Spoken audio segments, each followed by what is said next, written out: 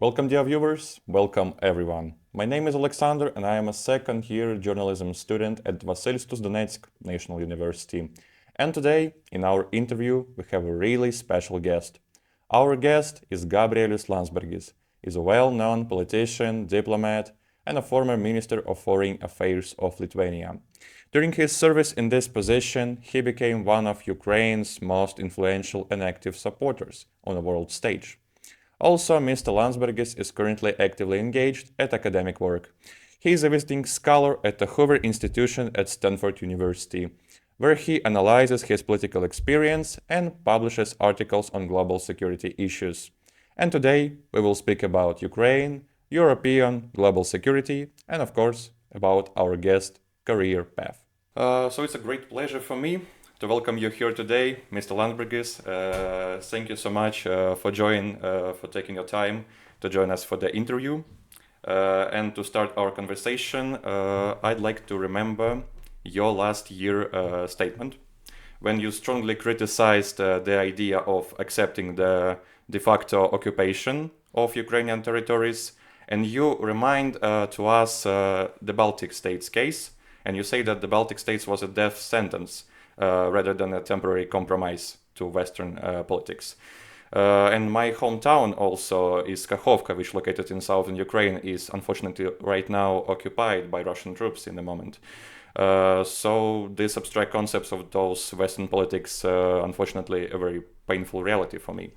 So my question is, what would you say to those Western politics who right now still believe that the freezing conflict will bring stability rather than simply giving the aggressor new opportunities and free space to commit new crimes? Well, I mean, it's a different world when you are representative of great powers such as United States or China. If you're a representative from great European powers such as Germany or France, and then when you're living in a country that is facing a much stronger adversary such as Ukraine right now, or in the case of, as you reminded, the Baltic States. So it's our wish, willingness, Ukrainians, Lithuanians, Poles, is a wish to live in freedom, in sovereignty, to have sovereignty of your country and to live in peace. While for the great powers, it's always about stability, right? So they just basically would like to, not to have war waged against them. And if the price of the peace is giving out somebody else's territory, they're fine with that. Therefore, unfortunately, our interests do not always align with those who are either saying that they are helping us or are helping us, but have maybe different motives for why they are doing that. So at the end of the day, Ukraine, as Lithuania and other countries on the eastern flank, they just need to do what they need to do in order to survive. And Ukraine is now showing the way how to do it. That's a good point. And during your online small states course, we discussed many important things about democracy concepts, decision making, and in addition to this practical politics, as I know, you right now currently visiting scholar at the Hoover Institution at Stanford. So my question is, which rule or concept, in your opinion, most often breaks down when it comes to harsh realities of international relations right now? Yeah, well, I mean, the main concept that breaks down is the one that comes from ancient Greece, where Athenians were trying to convince a small island of Milos some 400 years before Christ that the weak have to choose suffering because they are weak and small. That seemed at the time a very logical concept, right? There is no way that it would be rational for you to fight. And 2,500 years later, still the great powers seem to be thinking the same way. That from their perspective, for Ukraine, it would be very rational just to stop fighting, right? Because the people would not die, you would have peace and things like that. For Lithuania in 1940s, it also seemed to be very rational to stop fighting, but Lithuanians fought in the forest for 10 more years, and 10,000 of people were lost. they were volunteers. Nobody forced them. There was no government. They decided on their own to fight. So the concept of rationality, I would say, is the first one to break. Because for smaller country, which Ukraine is not a small country, but is a smaller in numbers than Russia, is not about rationality of giving away its freedom. It's rationality of surviving that usually paves the way. And I think this is one of the most important lessons for the big guys, right? This is what is sometimes omitted from the courses when they're taught in the classrooms, either in the United States or Europe. We are taught about how big powers think, but we're not taught about how smaller countries think. Yeah, definitely. And speaking of taking bold actions, for example, your country is a great, perfect example of this, because I know during your time as minister, Lithuania became one of the loudest voices supporting Ukraine and Taiwan also, for example, despite harsh, massive pressure. So, can you tell us what drives such a brave foreign policy for your country? And how can Ukraine learn from this experience? What can we bring new? Well, I mean, the policy is that it is likely, and we have seen that the big alliances are weaker than they seem when the smaller countries in those alliances are checked.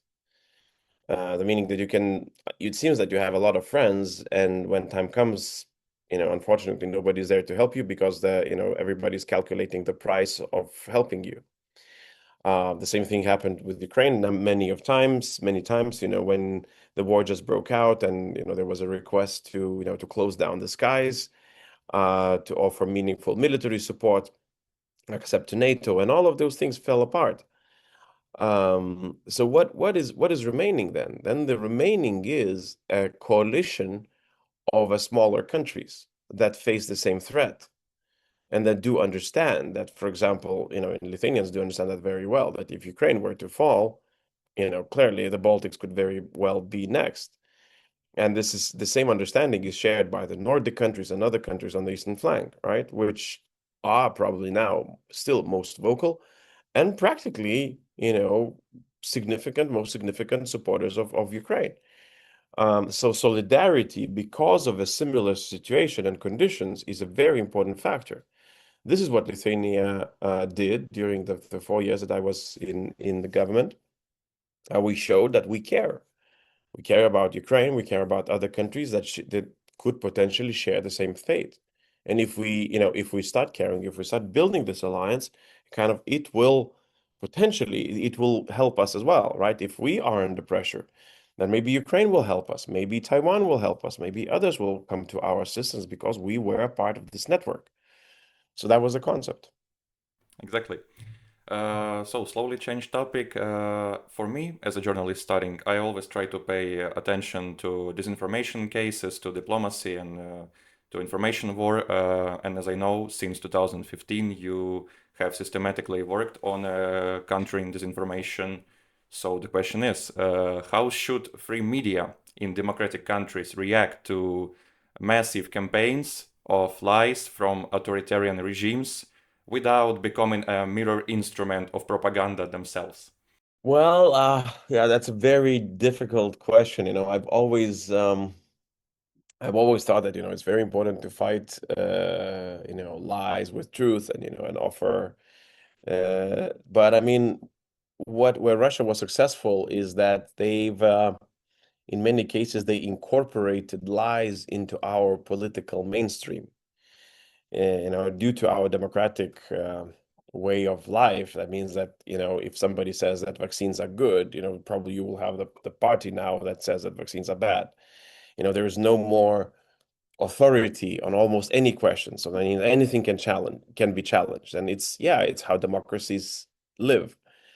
But the thing is that Russians use these splits, right, or create new ones, strengthening certain narratives and are offering these ideas.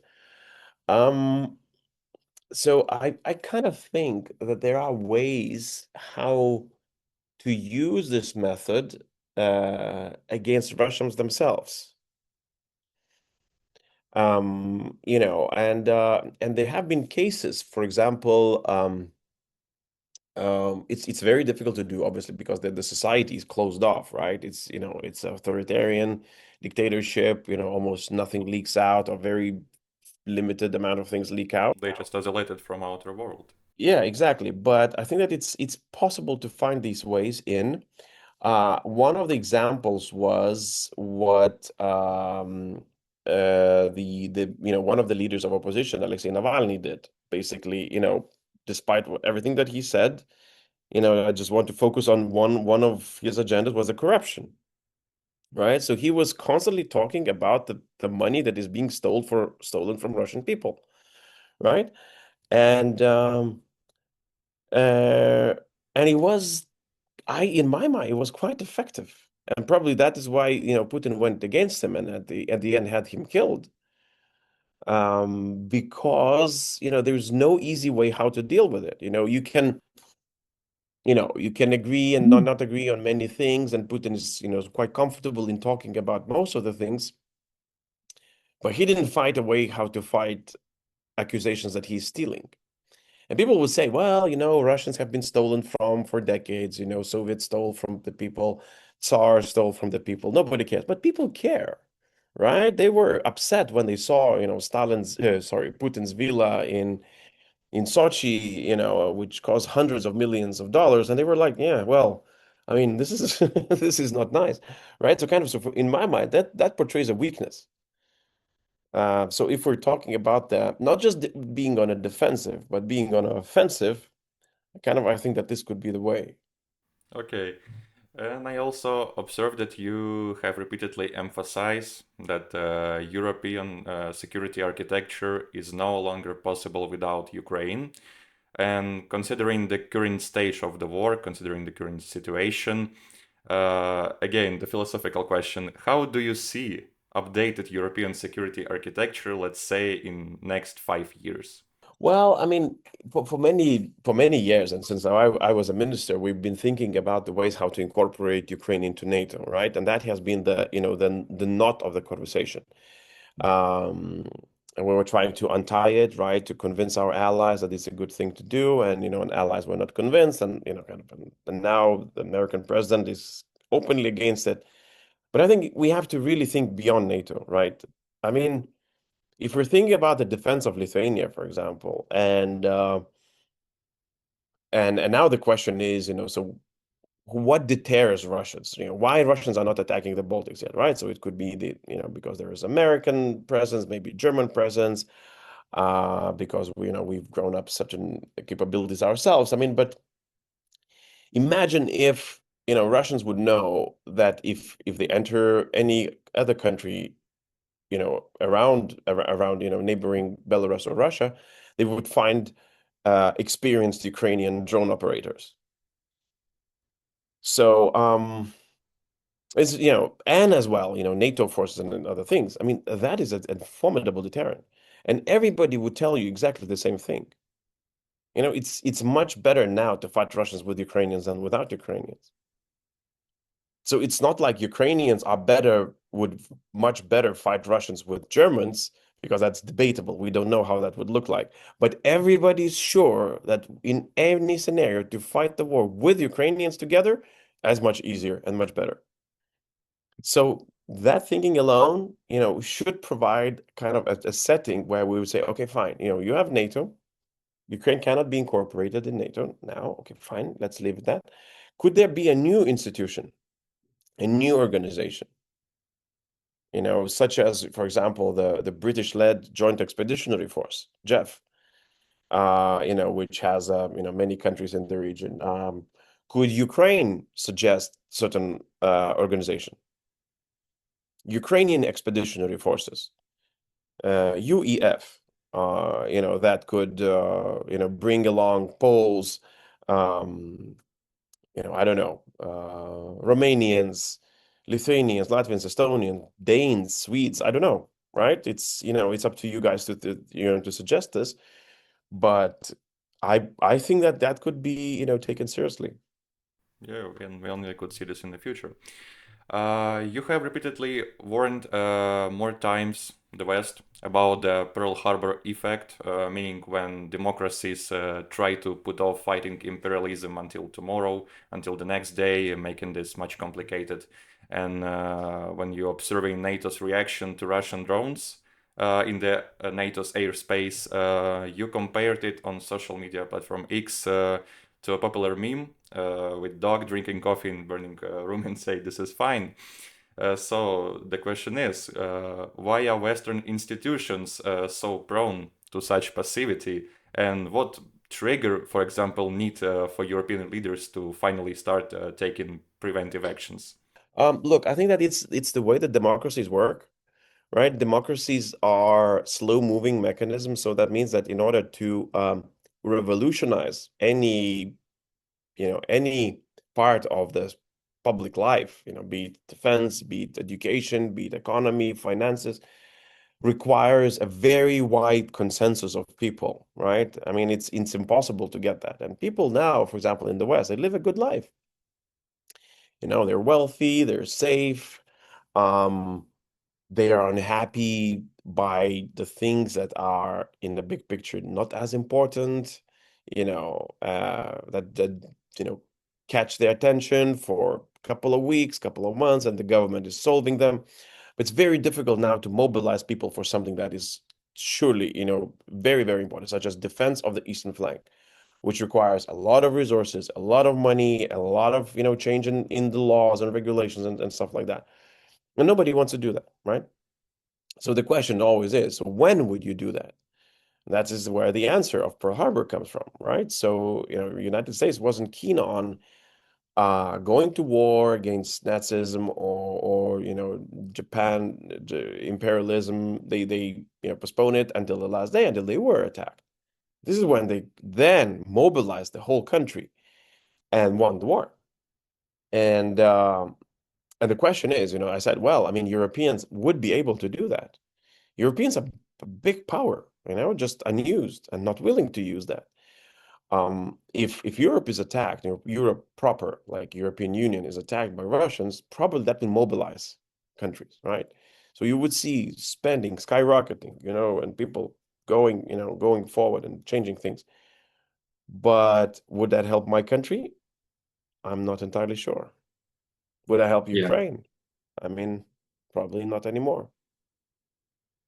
And in fact, that we have still a couple of time left, I cannot ask about your grandfather without us Landsbergis, because he's a true historical figure and a key leader of Lithuania's restoration of independence, for example.